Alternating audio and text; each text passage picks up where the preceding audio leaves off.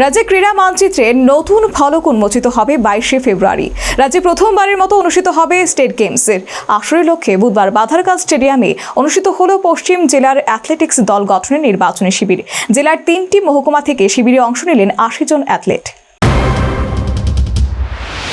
একদিকে স্কুলের শ্রেণী কক্ষগুলিতে পরীক্ষায় মগ্ন ছাত্রছাত্রীরা, আর অন্যদিকে ট্র্যাকে নিজেদের পারফরমেন্স তুলে ধরতে মগ্ন অ্যাথলেটরা। প্রত্যেক অ্যাথলেটদের লক্ষ্য প্রথম স্টেট গেমসে নিজেকে তুলে ধরার। বর্তমানে রাজ্যের প্রতিটি জেলায় এবং মহকুমাতে শুরু হয়েছে বিভিন্ন ইভেন্টের দল গঠনের প্রস্তুতি। বুধবার বাধারঘাট স্টেডিয়ামে অনুষ্ঠিত হলো পশ্চিম জেলার 3টি মহকুমা সদর, জিরানিয়া এবং মোহনপুরের অ্যাথলেটদের নিয়ে জেলার দল গঠনের নির্বাচনী শিবির। মোট 12টি ইভেন্ট থেকে ছেলে ও মেয়েদের 28 সদস্যের দল গঠনের শিবিরে অংশ নেন জেলার 3টি মহকুমা থেকে মোট 80 জন অ্যাথলেট।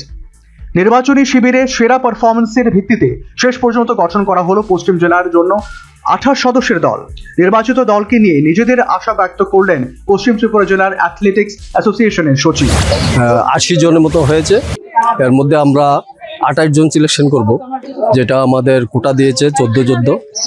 তারপরে আজকে 100, 200, 400, 800, 1500, ম্যান ওমেনে 5000, 10,000, long jump, shot put, discus, javelin selection চলছে।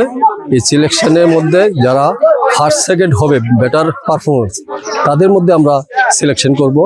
সিলেকশন করে পশ্চিম জেলা টিমটাকে তৈরি করব। এদিকে বৃহস্পতিবার থেকে নির্বাচিত দলকে নিয়ে শুরু হবে চূড়ান্ত পর্যায়ের প্রস্তুতি। Bureau report, news vanguard.